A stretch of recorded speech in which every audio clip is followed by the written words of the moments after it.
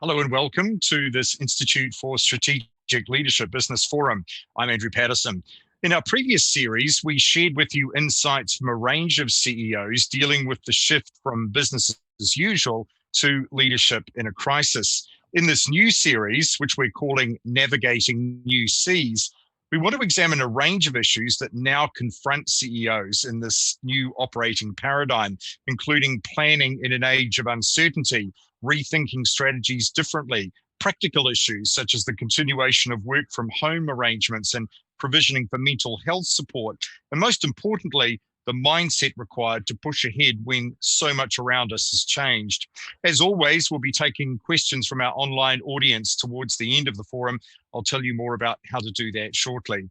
First, let me introduce you to our three panelists joining us today. Firstly, Dr. Natalie-Jane Macdonald is CEO of Sunrise and Gracewell, based in the UK. This US-owned private pay senior living group employs 5,000 team members and provides home and care for 3,500 residents. The group is growing organically through new services in new locations. Natalie-Jane has more than 30 years of healthcare leadership and management experience, including 8 years working as a doctor in the UK NHS and academic medicine before moving out of clinical practice.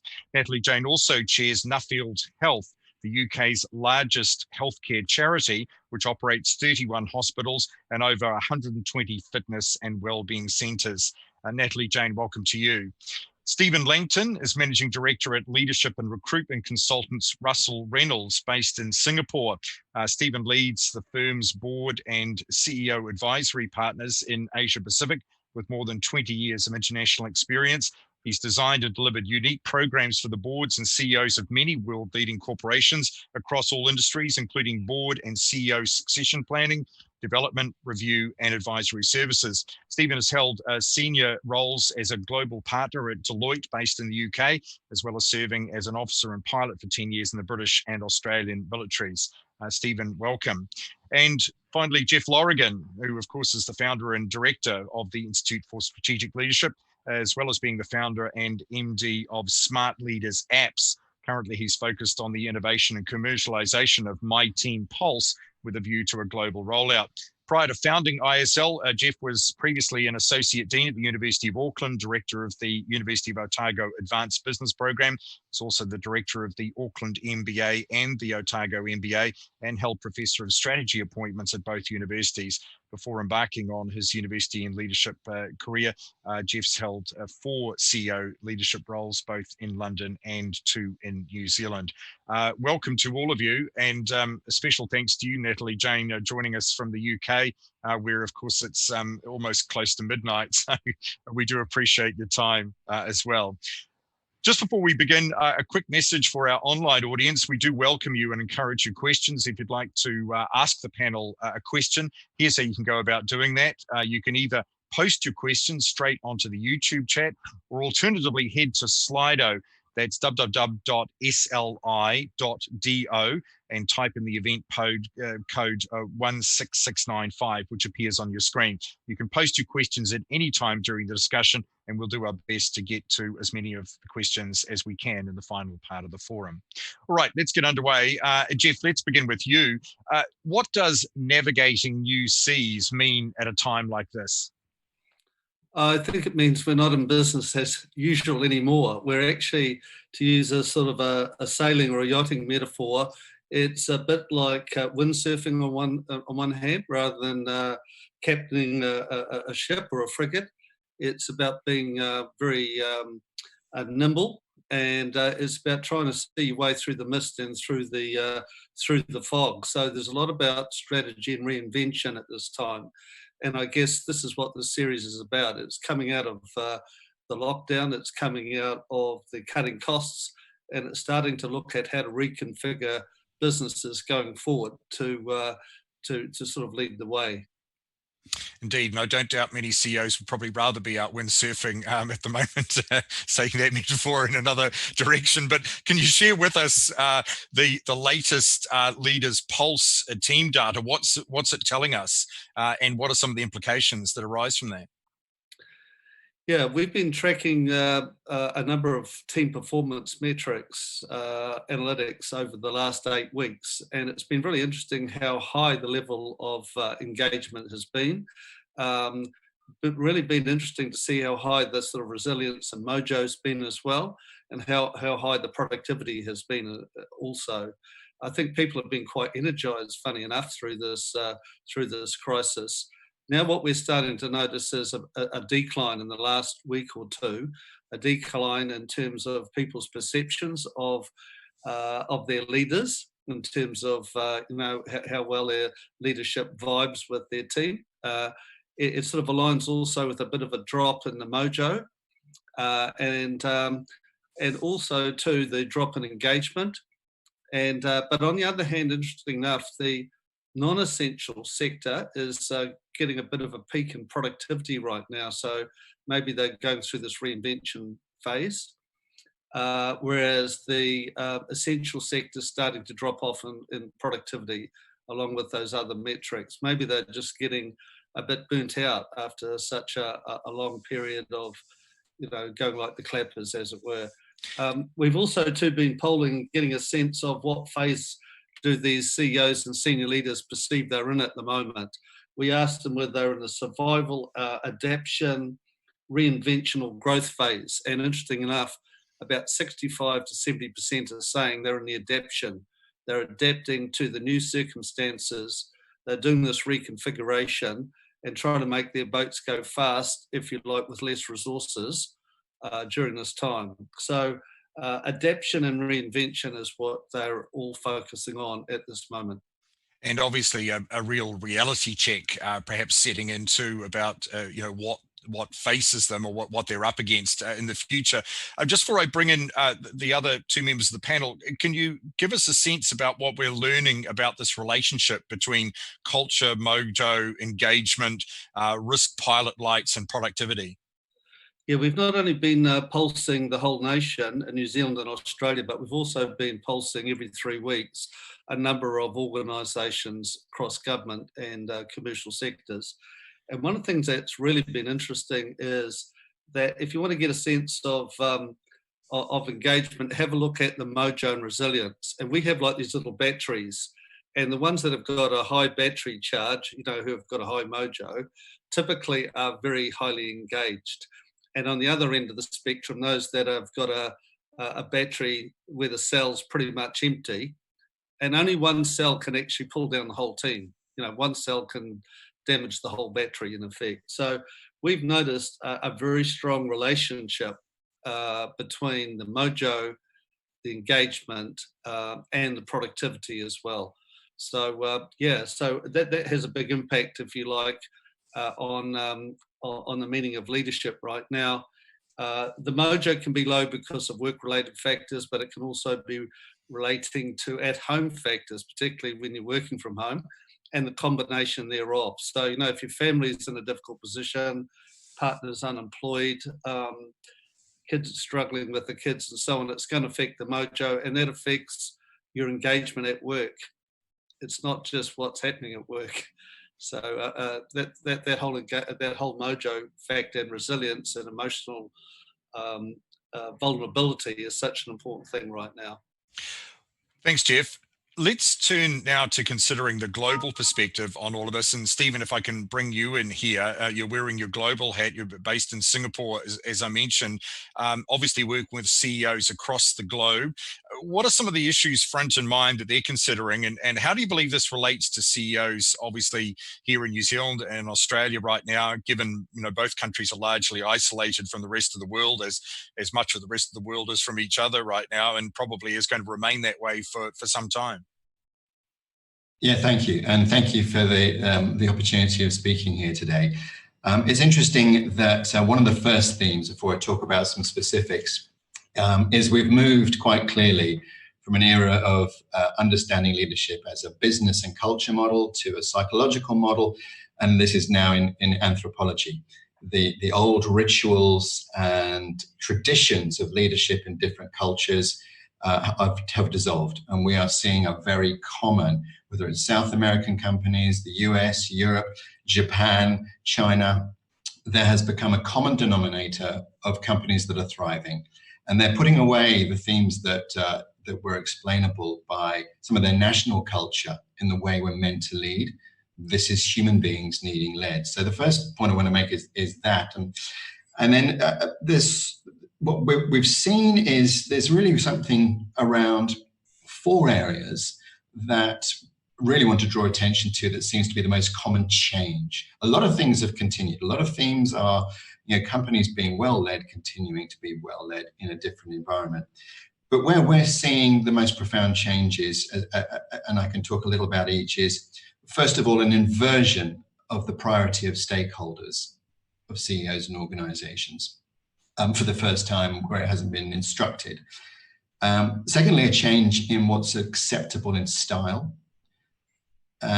Thirdly, a change in time, not just the frequency of leadership, but the horizons that leadership are working on. And then fourthly, well, there's a new topic entering the realms of governance and stewardship, and it hasn't been there ever. It's a subset of safety, but we'll come back to that in a minute. But I think one of the things I wanted to kick off with just this profound inversion of stakeholders.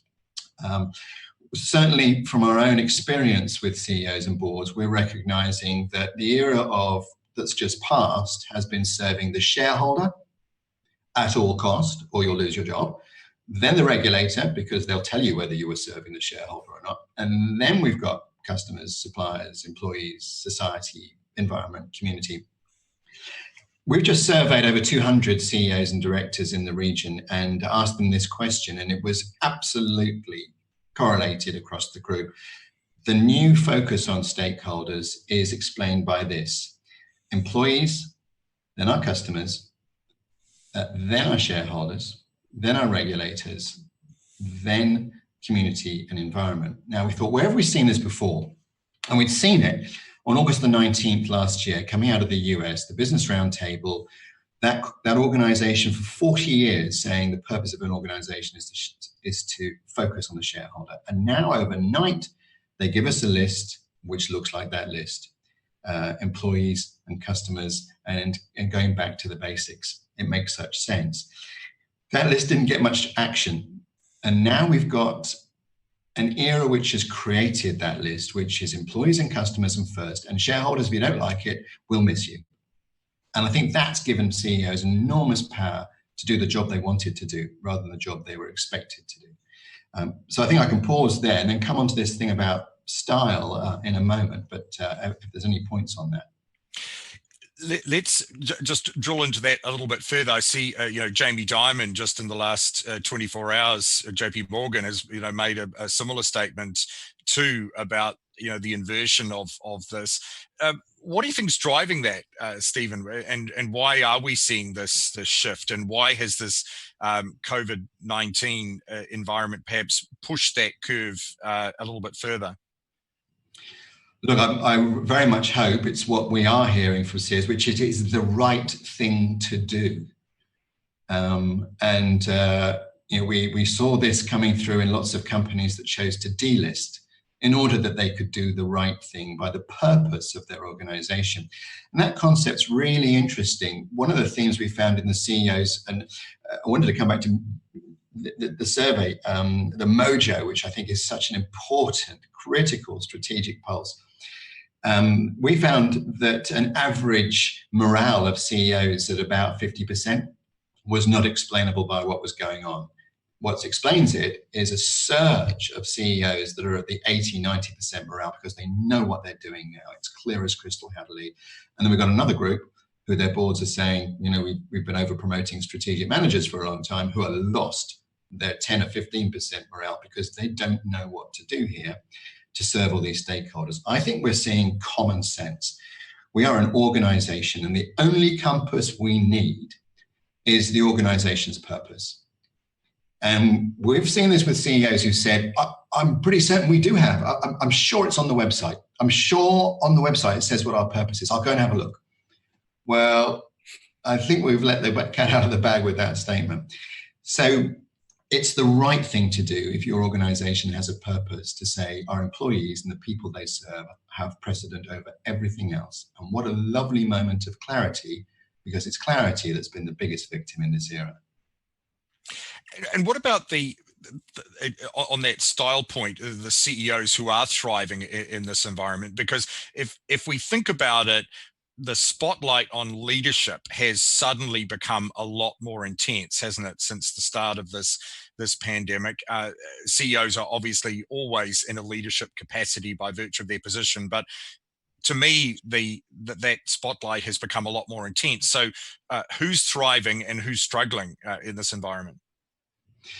Well, I mean, the spotlight has gone back to the CEO, which was another thing that needed to happen. We've actually had an era, in the recent era, like the last 5 to 7 years, where the media has put the chairman and the board in the spotlight and subordinated the CEO, quite frankly. In fact, one of the first things we see in an organizational crisis or reputation is the exit of the CEO, the exit of the leader, normally without their fingerprints on the problem. So the media's put boards front and center, and look what happened as we watched Australia with its Royal Commission, put boards in the dock. And so this has actually allowed a return to focus on the CEO, the person who drives leadership, not the person who has to drive governance.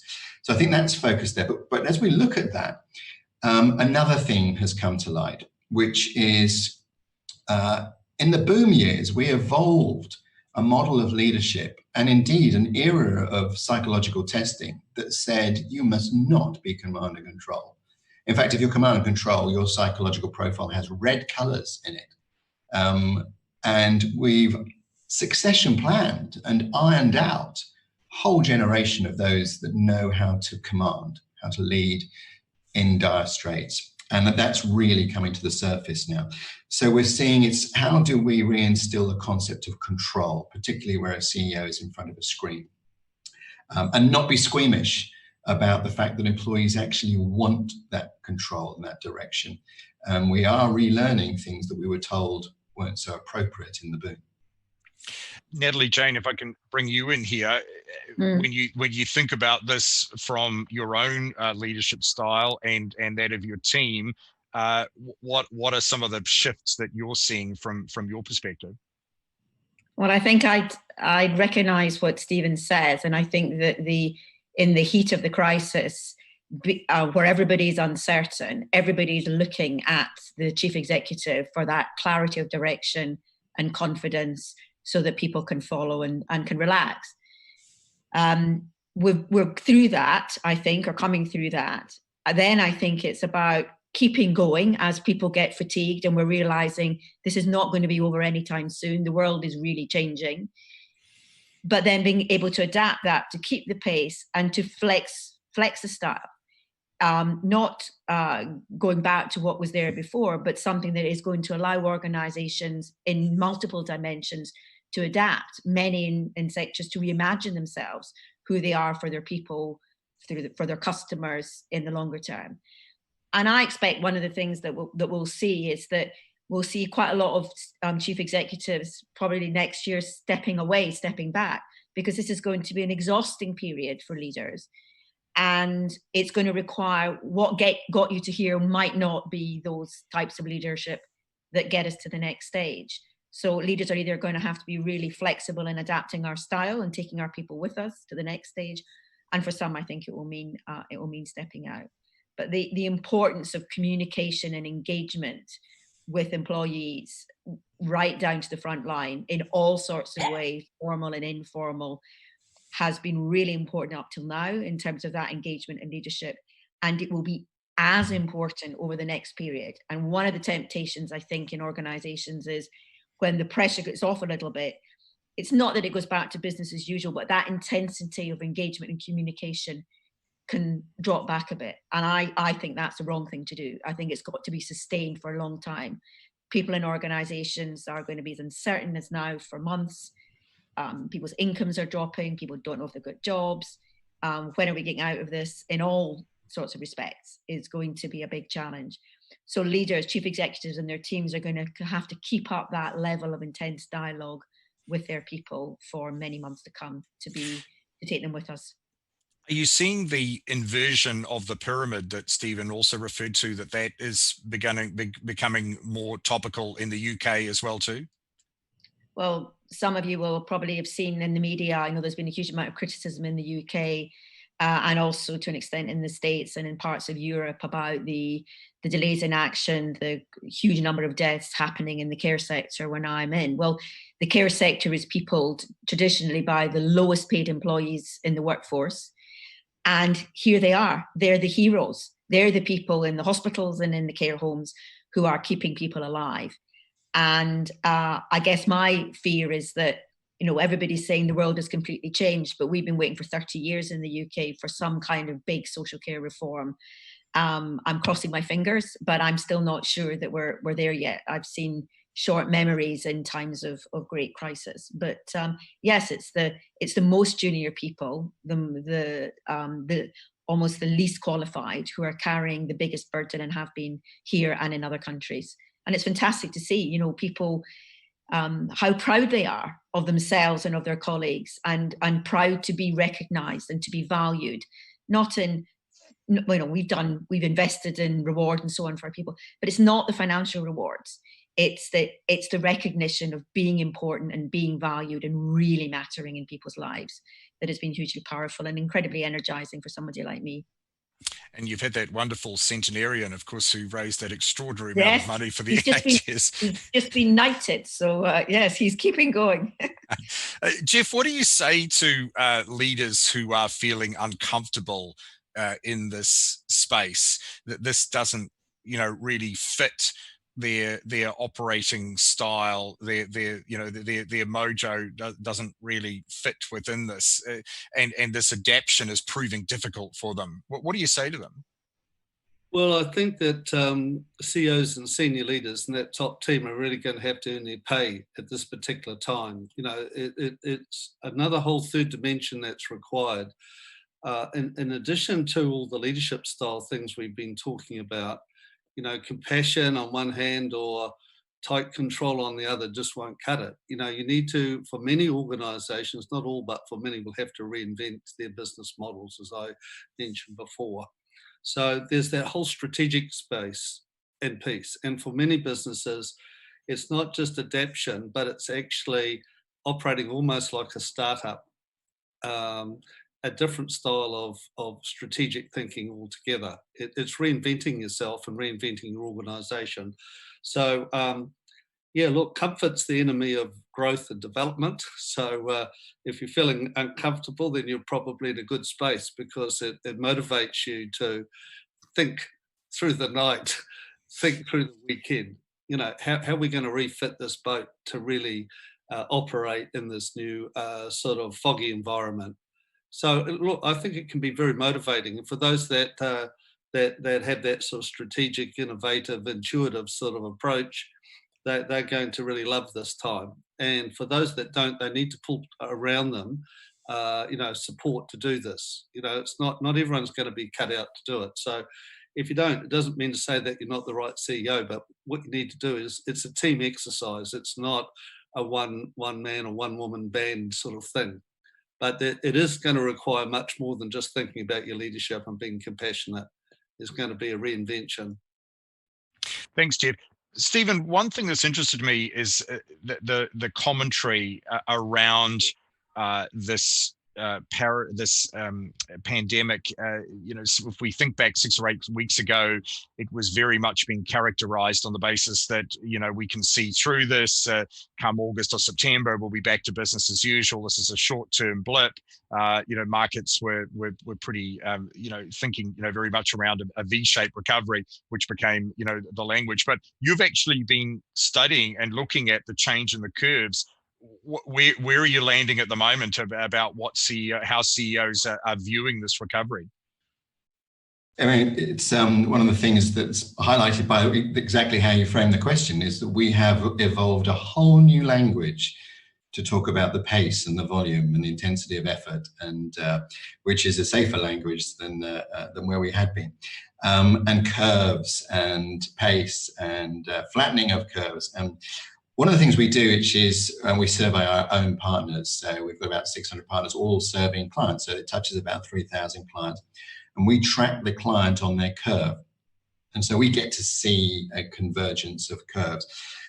Before we had the language of curves, the language that we were hearing was, and it's such a good analogy, in fact, it's an extraordinary analogy, which is we were caught in a riptide and we've spent all our energy just not drowning.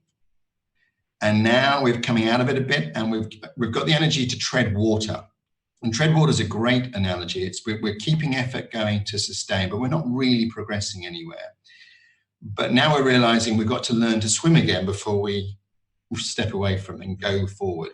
And I think those are really helpful analogies. The curves, for a while, out of optimism, I'm sure, or lack of information, our boards and CEOs were reporting a V curve. There is a blip. It looks like the financial crisis of 2009. We'll get back. It's just a matter of patience. Well, that's really dissolved now. And consistently around the world is boards invoking the L.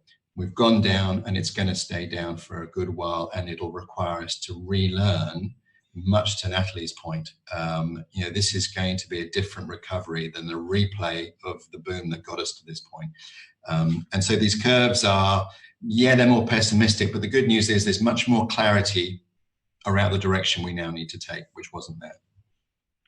And therefore, knowing that, and from the observations that you've made, what will be some of the aspects of the way a CEO leads that are going to work best in that kind of framework? Obviously, we've moved into a more sort of a control environment. What else are going to be the skill sets that will enable you to be successful in that paradigm? Look, this has changed too, and again, reinforcing one of the things Natalie said, our board's going to be looking at a different type of leader coming out of this.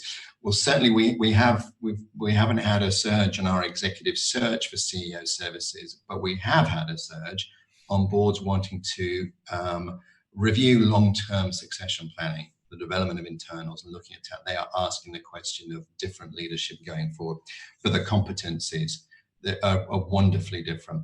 So the first new competency we're seeing is boards are asking, we need to find someone who can lead.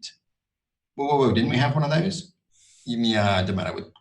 We promoted the CFO because we needed to send a message that we're on top of the costs, but we didn't actually ever ask them to lead, but we need that now. So what does that mean? We're going to ask for a generation of leaders rather than stakeholder managers. The second thing that's different is a whole new competency we've never dared put on a CEO competency statement before, but spiking at the moment is find us leaders that can learn. Of course, we've never done that. You wouldn't appoint a CEO who's still learning, but the competence to learn implies what worked yesterday might not work tomorrow. Am I reading my environment and relearning? So learn is there. And then there's this other thing, which is like the way they think.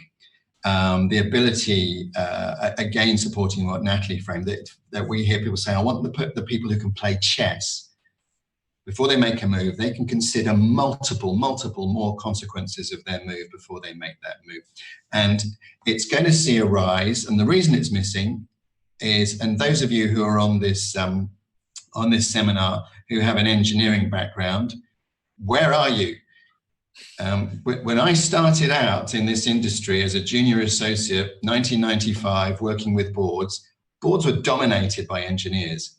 The chairmen were engineers, engineering, and now they've gone. We have tiny cadres of engineers on the boards of organizations and in the CEO ranks.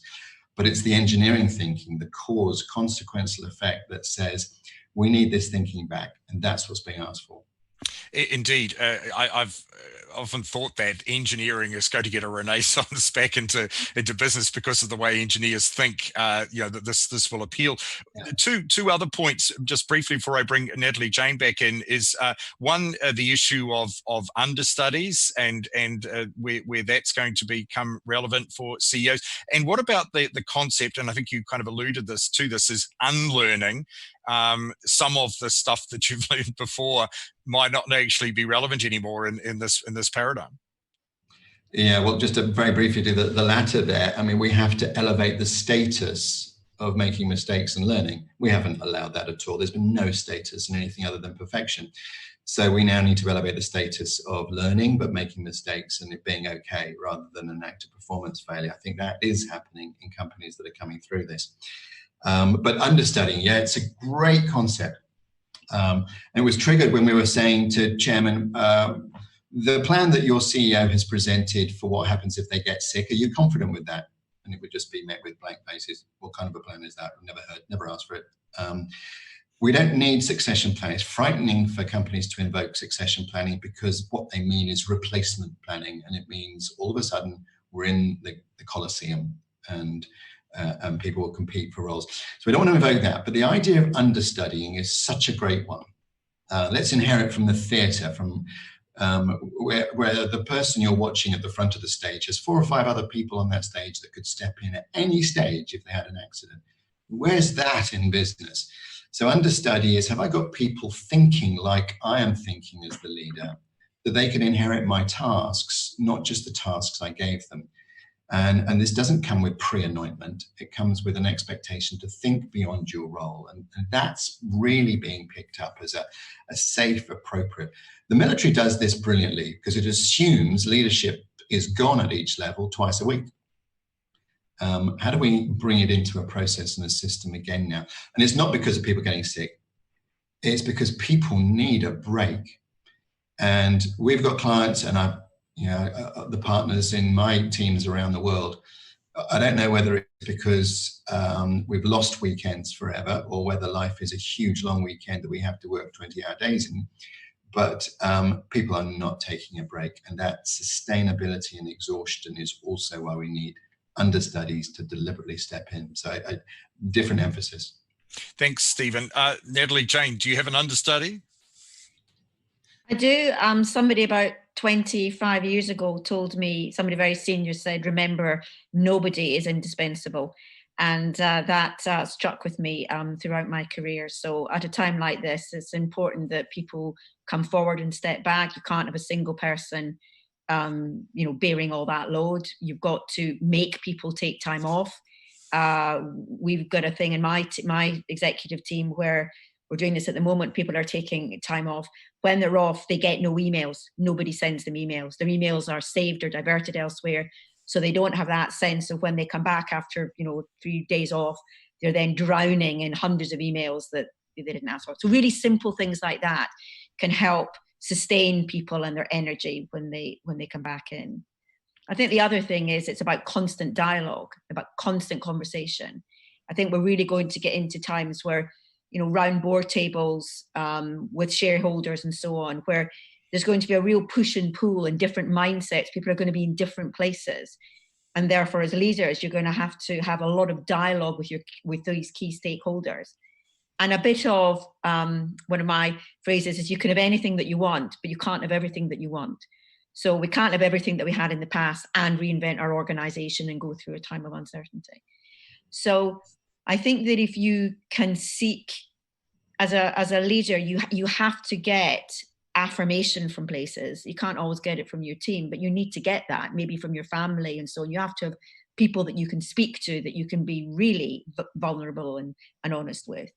And that can recharge you, because we're all going to have to, for a long number of months, be having constant dialogue, constant uncertainty, a lot of decision making where we're not clear about the boundaries of them, and you need sustenance and solace to keep you doing that along the way.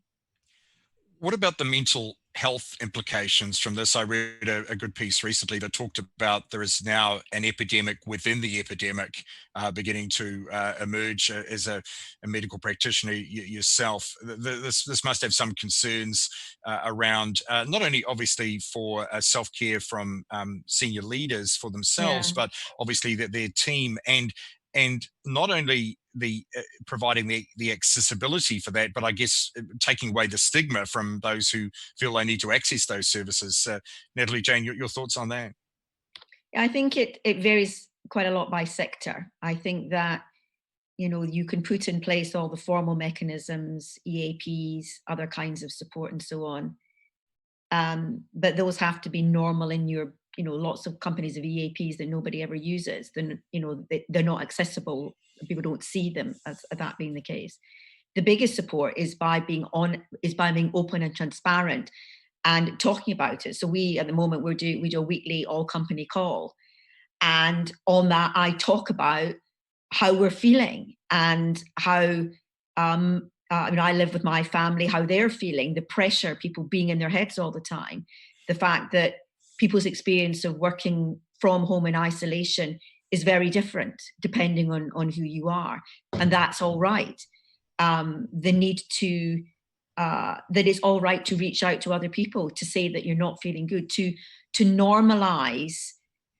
It's not mental, it's not illness, but it's the extremes of health. It's where people are really stressed. I think one of the key groups to focus on is the people who seem to be the most resilient, because they'll keep on saying that they're fine. And what I've seen in my career and life with very strong people is they're very, very, very strong until suddenly that they're not. They don't bend like other people do. And that can be at all levels in organizations. But it can be very important in certain key leadership roles.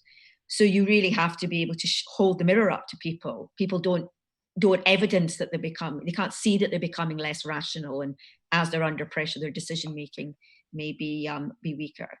I mean, it all plays at the moment. This all plays into the sense of teams that were already strong, teams that work with Jeff and his colleagues on looking at themselves, looking at their mojo, measuring those indicators, and so on. That sort of setup prepares you well for a crisis. And those sorts of things are very important. So as we go forward, this is not going to be the only crisis of this ilk. And I think it really behoves everybody to recognize that, no single person can do everything. And it's all about teamwork, collaboration, and pulling for each other in the most straightforward human ways, as Stephen said right at the start. And Stephen, just briefly before we move on to our next topic, you've been looking a little bit into this area. What have been some of your observations around, the accessibility and the importance, obviously, of providing these services around mental health? Well, first of all, again, it's now a language that's not taboo, and that needed to happen. And it came, I think the genesis of this hasn't been this era. We've come through an era where in the same paragraph as a report would have the word bullying, it would normally have the word psychological safety as a function of the culture. And so we started to think in the previous era around aggressive leadership triggering bullying. Triggering is an organization psychologically safe to allow people to express their minds, which was the downfall of some of the most catastrophic failures of reputation and issues in organizations failing. Now that seed of idea, which is there is a risk element to the psychology of our workforce, has now evolved quite appropriately into, this isn't about them misbehaving, this is about them sustaining the stresses we put on them. So one of the airline boards that I support globally, the chairman a year ago put as the top level of every board meeting the discussion on mental health in the workplace.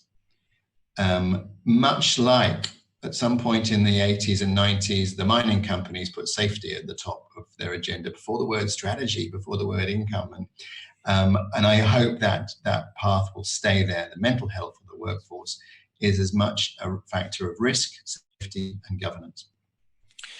Andrew, I'd just like to add to this. I think Natalie will know a lot about the relationship between the brain and the heart.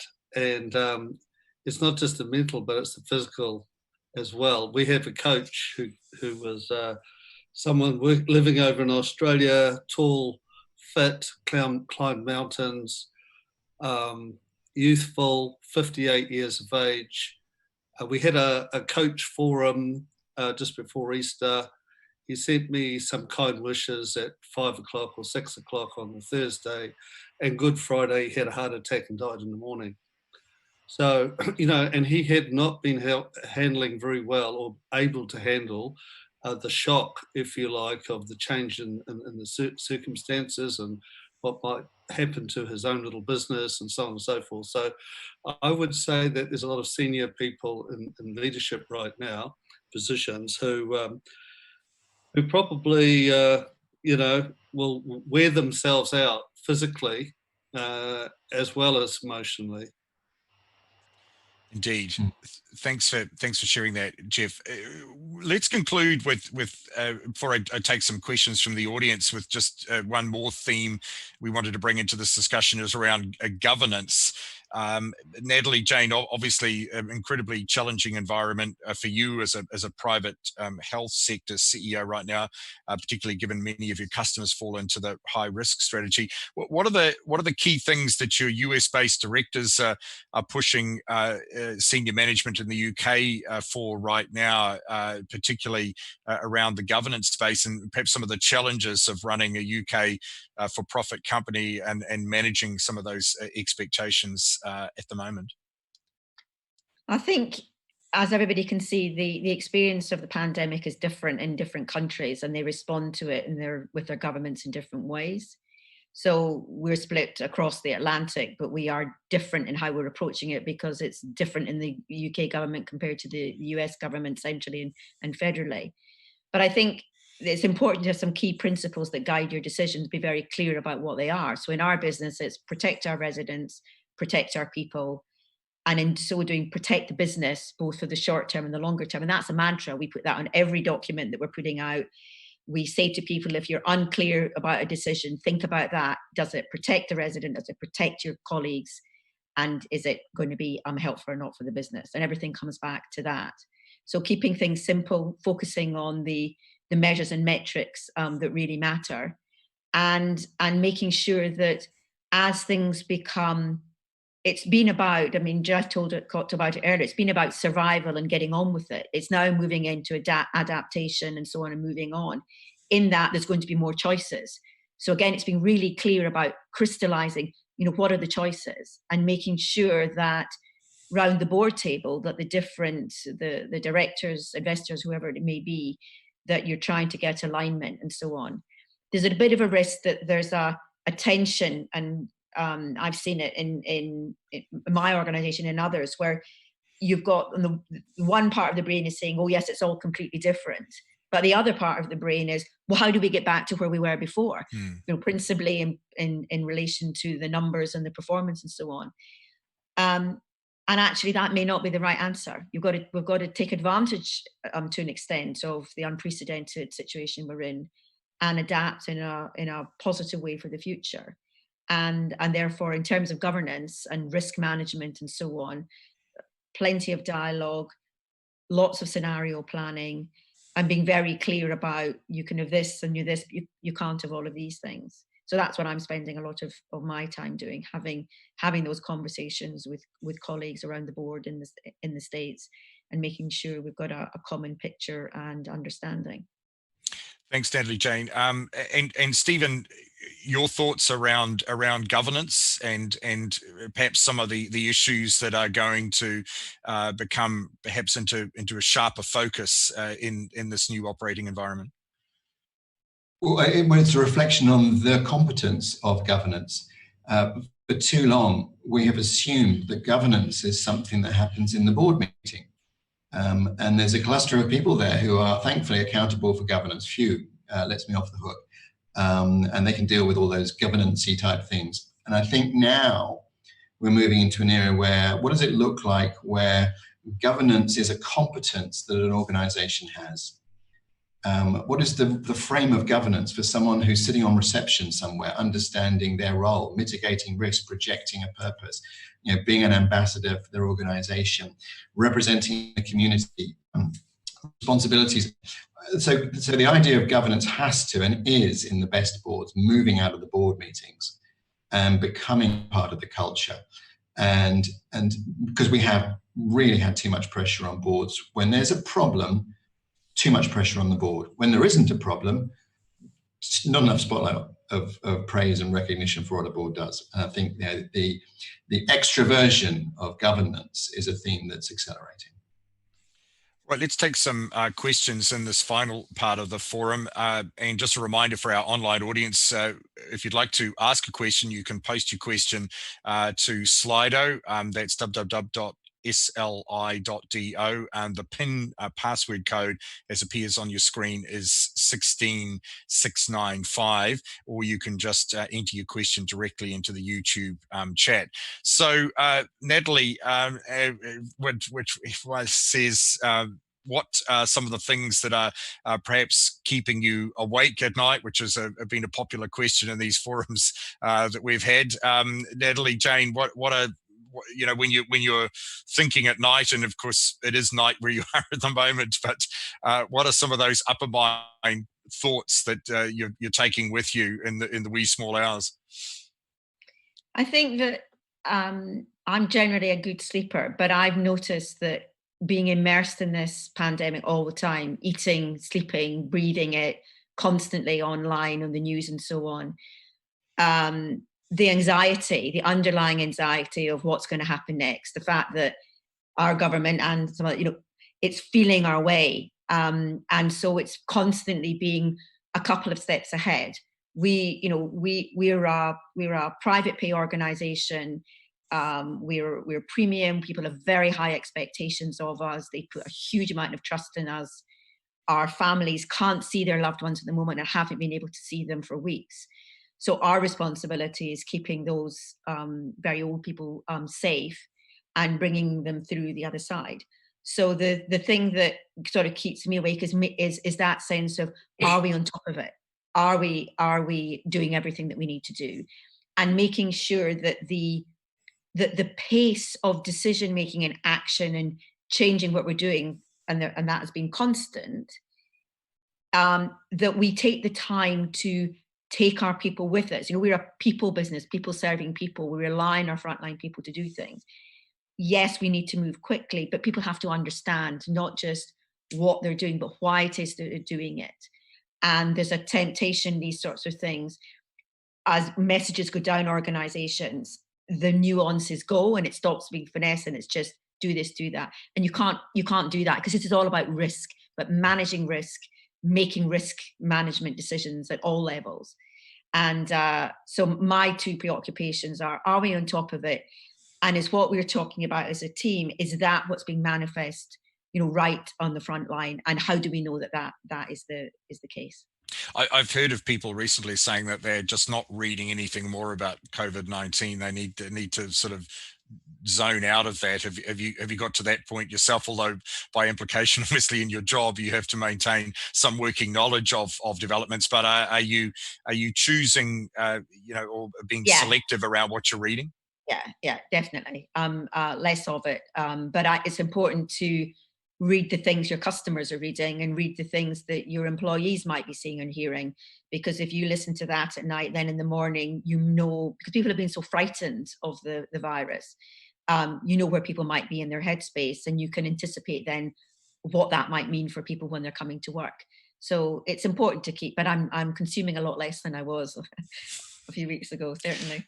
Jeff, what are you doing differently at ISL that perhaps is applicable in a leadership context? It comes back, Andrew, to what I mentioned before, a bit of reinvention. We for nearly 20 years run 120 programs. So right now we can't run programs. People can't fly from Australia to New Zealand, or even up until now within New Zealand. We're not allowed to congregate with more than 10 people. So those programs obviously fund our business. So, our revenues dropped zero during this time. Fortunately, we put aside acorns in the good year for the not so good years. So we're in a reasonable position for a period of time. We can't run our workshops either, because we can't fly to Wellington and do these with top level people. So we've had to use this time to reinvent ourselves, amplify all of our innovation, and really get into doing new things. And what keeps me awake at night is dreaming about a new product that will fill a new need. So what could we do at a new price point that might help organisations right now and get good cash flow as well. So it is thinking like a startup. It's not forgetting all the things that we need to do in the future when it comes back, But in the meantime, we need to relook at our business model. So that's what's been keeping me awake in a positive way. That's certainly one of the positives, if there are many or are some of a crisis environment. It forces you to think more creatively, doesn't it? And it pushes you outside of that proverbial comfort zone. Yeah, absolutely. And you need to move very quickly. Stephen, final question for you. One piece of advice you'd have for CEOs as they move into the new world, and you're well positioned to answer that from the very broad spectrum of advice that you've shared with already and the insights that you've gained. What do you think is a really good top line to take away? Well, look, I know if I had all of our partners on this call as well, they'd be unanimous in the answer, and that is communicate. The real casualty of this situation is clarity, and when there isn't clarity, we presume that trust and truth has failed. One of the CEOs I support, he's based in North America, runs one of the biggest oil tanker companies in the world. On Friday, he sent out a communication to all employees saying, "I have nothing to report." And that's powerful communication, rather than what's the message if I suddenly don't, and allow you to do what human beings do, which is invent clarity if we haven't got it. So constant, regular, burst communication to as many stakeholders seems to be stabilizing. Excellent.